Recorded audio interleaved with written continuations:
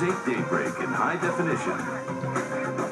Welcome back, everyone. Plano police are tracking what they think is a serial rapist. The latest incident we know about happened last month, and police are now using DNA to see if attacks as far back as 2005 are actually related. Martial arts experts tell News 8 that self-defense classes are one of the best ways to protect yourself.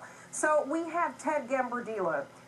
I practiced that. Ted Gambordella. I nailed it on the first try. We have him and his daughter and his son today to just kind of help us see how women can defend themselves. So good morning and welcome all of you. I think this is so important. And, you know, in some instances, police will say, you know, you shouldn't fight back. But in a lot of instances, they say to do what you can initially. Scream, fight, bite. What's your take? Well, I think that you should always, you have the right to defend yourself. And if you do anything, it's better than doing nothing. I just don't think you should leave yourself at the mercy of someone who can do whatever he wants to do because you're not going to defend yourselves. Like when all these kids are getting shot in these classrooms and stuff, it's like, I'm waiting in line to get shot instead of putting the book in front of their head and stopping the bullet and doing something. Be proactive and you can make something happen. Don't just rely upon the good luck that you're not going to get killed or raped. Do something. They say, worry, well, he'll get madder if you do something. Well, I'd rather do something and try than just not do anything and die. Okay. Well, tell us what you're going to show us today. Yeah. Well, I invented a little stick. If you get close up here, this is a stick we call the Gambordella. Can you see that? And you can buy this at Office Depot, Home Depot and stuff. It's just a piece of cove molding. And it sits on the back of your hand like this. And you can carry that anywhere you go. You can carry it into a police station. You wouldn't get in trouble. And then you just flip it around your finger, and it becomes a wonderful self-defense tool. Okay. And I'm going to let my daughter do some demonstrations here. A guy's going to reach over and grab her wrist and try and drag her off. She takes the stick, digs it into the back of his finger, pulls it back, and rips it up. Now let me show you the power that this stick has. This is about the same size as the bone in your finger. And you put that stick on it, it'll just snap it right in half. And that's what would happen to his finger if you use that stick. So he grabs her again so you can see it and got a better idea. Now she takes it and digs it back there, grabs a hold of his finger, pushes it on there, and that would snap it back. If he grabs her on the same hand, she flips it over around backwards and pulls down on it and against his bone. If he grabs her in a front choke, she can reach up, take the stick and lock it and push it against the bone and pull it down. She can also take the Gambordella stick, if he grabs her in a choke, and push it right into his throat. She can stab him in the stomach with it. It doesn't look very sharp, but it's really sharp. That's a good point. I want to show you that real quick. Hold this, Teddy.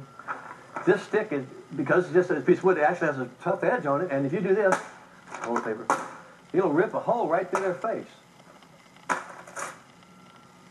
So you can put a big mark on them and stuff. Because this has a very strong edge on it, and it hurts an awful lot. Now, if people do not have a stick, show me some basic moves. Yeah, if you don't have a stick. The story I did with the serial rapist, this lady was just going to her mailbox, and he came up from behind her. That's right. Grab her from behind, Teddy.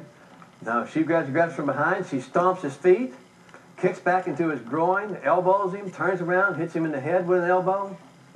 Anything along those lines. If he grabs her in a headlock, she reaches down and grabs his groin. She reaches up and grabs his hair, pulls him back, smashes him into the throat. If he grabs her in a front choke from here, she knocks his hand, takes a kick into his groin, smashes him in the eyes or the face. So there's lots you can do with your stick or without a stick. As long as you try something, he can't stop you. If he, like I show you, if someone grabs my wrist really tight here, if I pull it against their fingers, I don't have any strength. If I simply roll against their thumb, I can get loose. So anybody, if they're holding you here, you're pulling this way, you're not going to get out. All they have to do is roll against their thumb because they can't hold me with your thumb. Let go of your entire hand. He's trying to hold me with his thumb. So I can just get out just like that. And all the vulnerable areas on him, if I smash him in the throat, in the eyes, in the groin, then you can kick him, boom, and he's going to be in a lot more trouble. Your son takes a lot of abuse. He does take a lot of abuse. So grab my wrist. So somebody showed me that before, and you have to... Just go against the thumb. You have to find where the thumb is. That's right. So if you pull down, you're not going to get away because you have all my fingers. Yeah. So go roll up against my thumb. Then you would either kick me or smash me in the face or the groin, just like that simple. And if you had this... And you go for right here, right? Yeah, the throat's very hard to take a punch in. 90% of people in the world will kill you, or their eyes. But something simple is stomping the feet. That's right. The big thing you have to remember is that the person that's attacking you has no qualms about trying to hurt you, kill you, mess you up for life. You've got to have the same attitude that you're going to stop him by doing something that's going to hurt him for life and stop him, because if he rapes you, you're damaged for the rest of your life. And a lot of people say once you get into a car, then you're taking the chance Yeah, that you're you never should going to never leave the scene of an accident.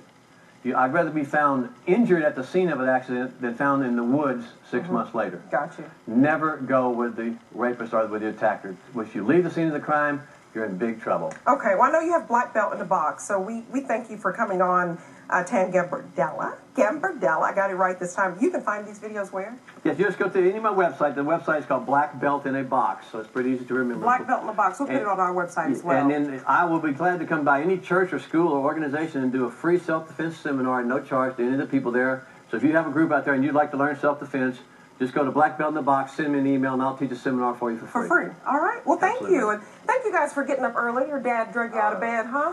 Okay. Thanks a lot. Y'all were excellent models here and fighters to show us how that works. Thank you, Ted. I appreciate that. Well, coming up, Janet Jackson is known for her moves on the dance floor. Larry King is known for his probing interviews. What happens when you put those two together? We'll show you coming up. Wow, he's not going to dance. No, not Larry. There is my baby. Come and Chris, put this in. Come across your body. It's a new day and a new daybreak. Website, and that's at WFAA.com. North Texas police are searching for the man they believe could be a serial rapist. So coming up, some simple moves women can take to defend themselves. We'll show you more when we come back.